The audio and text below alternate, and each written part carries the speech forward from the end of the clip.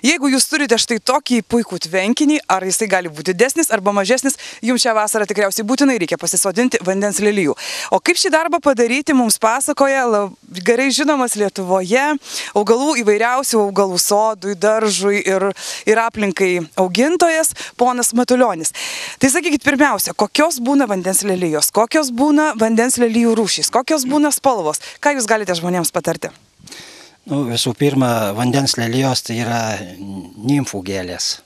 Kiekvienas vandens telkinėlis, ar tai jis būtų dirbtinis ar natūralus, be vandens lelijos, tai jis darosi liūdnas tokis neišraiškus, o vandens lelijos tai puošia vandens telkinį ir žmogus juo džiaugiasi tada, matydamas ją žydinčias. O kokių jūs auginate rūšių vandens lelijų? Ką jūs galite apie tai papasakoti? Vandens lelijų yra pagal žiedų dydį, jų įvairių yra ir ne visos, pavyzdžiui, yra tos stambiažiedės, vadinamos tropinės lelijos, pas mus jos neįsilaiko dėl žiemos sąlygų.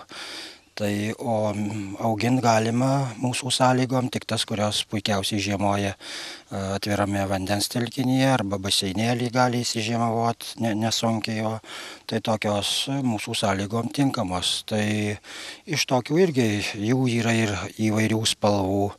Pavyzdžiui, baltoji, kuri jau dabar žydinti, baltoji lelija, tai yra anksčiausiai pradeda žydėti ir jie atspariausiai yra, net ir giliausiame vandens telkinyje gali augti iki 2 metrų, kokią galima sodinti puikiausiai ir net pati dauginasi. Nereikia jos net ir dauginti, sėklomis pasidaugina jinai. Paskui yra labai gausiai žydinti, yra švelni ružava vandens lelija, kvepianti, tarp kitko žiedai kvapnūs, jos labai maloniai kvepia. Tai irgi į kokią 1,5–2 savaitėm vėliau pradeda žydėti, bet už tai jos žydėjimas būna iki pat užšalimo. Raudonos spalvos lelijos irgi mūsų sąlygom žiemoja neblogai, bet jų netoks gal gausų žydėjimas, kaip tos švelniai ružavosios, kvapnios lelijos. Vandens lelijas galima sodinti ir natūraliam tvenkiny, tai jau ypatingai labai nesudėtinga, bet galima auginti jas ir dirbtinėme tvenkinėlyje, betonuotame ten ar su plėvele, kur yra pagrindas padarytas nelaidus. Bet kokiuose tvenkinėliuose galima auginti vandens lelijas ir puikiausiai jomis džiaugtis. Tik yra paskum skirtumas taip, kad jeigu natūraliam tvenkiny, kur vanduo visą laiką laikosi, žiemai jokių problemų nėra, tai su dirbtiniais telkinėliais, tais baseinėliais, problema gali būti, kur žiemą jas išlaikyti. Tai žiemai geriausias, jeigu jau neįsilaiko vanduo tam baseinėlį nedideliam, jis išleidžiamas ir lieka ten tik tai tas vandens lelijos keras neapsaugotas, tai geriausia tada ją su tuo pačiu indu išnešti į kokią tai vėsią patalpą ir 3–5 laipsnių temperatūroje, pliusinėje temperatūroje išlaikyti per žiemą. Žinoma, reikia, kad nedžiūtų šaknys ir lapai nedžiūtų, tai geriausia tada jas užmulčiuoti arba pjuvinomis, arba drėgnomis durpėmis ir taip išlaikyti. Šviesos jom nebūtina. Tuo laiku, reiškia, jos gali išbūti be šviesos, ir rūsio patalpoje. Tai ką dabar reikia turėti, norint pasisodinti vandens lelijų? Kokių indų ir ko dar reikia turėti? Norint pasodinti vandens leliją ir įsileisti, kad ir į nedidelį baseinėlį, tai reikalinga sodinti indą. Indas turėtų būti kuo platesnis, ne gilus, bet kuo platesnis. Pavyzdžiui, čia vaniukė tai yra tokia pailga, bet būtų gerai, kad ji būtų apvali, platesnė ir reikėtų, kad šonuose būtų skylėtas indas. O sodinant, kad neįsiplautų žemė, tai geriausia tada indą išklot ir tam tinka agroplėvelė. Pavyzdžiui, tą indą išklot agroplėvelę ir tada pilt žemukę ir dėt krūmą, vandens lelijos krūmą. pilam paprastą žemukę, nederlingo žemės, nereikia derlingos.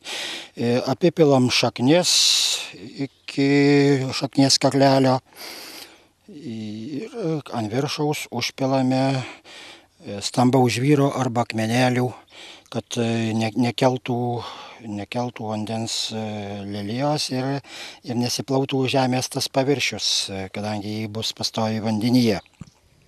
Taip, ir tada sodiname į vandenį. O kaip tas sodinimas vyksta? Ar labai reikia, ar iki ausų reikia bristi į vandenį? Sodinimas tai taip, kadangi dirbtiniam baseinėlį, tai ten nebus gilu ir brist tikrai nereikės. Tai galima tą indą įleisti ir apačio net, pavyzdžiui, ant plytas padėti, ant plytų tą indą pastatyti. Ir vandens užpylimas, čia priklauso, pavyzdžiui, koks bus augalas, kokio dydžio. Šitas, pavyzdžiui, tai yra jau lapai beveik iki metro, gal net ir virš metro išaugę, tai jį galima leisti iškart į gilesnę, į normalų gylį, kadangi lapai vis tiek bus jau paviršiui. O jeigu lapai būna dar tik pradėję sprogt, jie neaukšti, tai iškart į gilį nerekomenduojama. Reikia palaipsniui vandenį biskį į baseiniuką įleisti vandens, kad lapus pasemtų, o paskui už kiek laiko tą vandenį papildyti, kad jie su augimu kartu ir vandens lygis kiltų iki normalaus lygio. O šiuo atveju kokį gylį mes šitą daugiau negu metro ilgio leliją sodinsime? Šitą galima sodyti į metro ir biskį virš metro gylį. Dabar iš tiesų labai jums ačiū už patarimus, kaip auginti, kaip iš tikrųjų, kad namuose mes visi turėtumėm tų vandens lelijų mūsų tvenkiniuose. Tačiau jūsų tvenkinys dar išsiskiria tuo, kad jis yra labai gražiai apželdintas. Kuo jūs čia apželdinote, kokie čia augalai ir ką jūs galite patarti mums, kad mūsų tvenkiniai būtų gražus? Yra augalų, kurie mėgsta drėgnai augti mėgsta ir labai puikiai atrodo prie vandens telkinių ir kartu juos paįvairina. Kadangi vandens lelijų lapija visai ir žiedai jie tik virš vandens paviršiaus, aukštai neiškyla, tai labai tinka tokie augalai, kurie auga vertikaliai, kokia iki 60-70 cm arba iki metro žiedus išaugina žiedynus. Tai yra, ir čia pavyzdžiui, sibirinis vilkdalgis gali augti pakrantėje prie vandens telkinio, o pavyzdžiui šitas geltonžiedis vilkdalgis, tai jis net ir vandenį gali augti. Ir geltonžiedžio vilkdalgio yra margalapė forma, kuri labai ir lapija gražiai atrodo, ir žiedai geltoni, jį kartu paįvairina patį vandens telkinėlį. Yra dar augalai, kurie, pavyzdžiui, vandens hiacintas, labai gražus rožinės spalvos žiedynai labai, bet jie laisvai nežiemoja. Juos reikia žiemai įnešti kur tai į patalpą, jau laikyti, kad jis žiemavotų. O medžiai pas jūs tikrai labai dar ir suformuoti medžiai čia auga?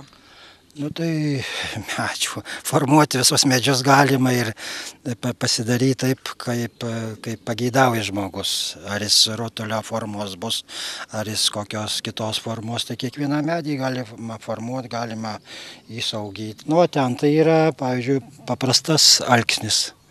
Prie vandens telkinio auga 1, 2, ten 3, ten 4 yra. Jie man pasodinti jie yra, kad šlaitus tvirtintų, bet aš jau neleidžiu, kad jie laisvai augtų. Kiekvienais metais sukarpau į rutulio formos ir jis visai neblogai atrodo. O kas ten?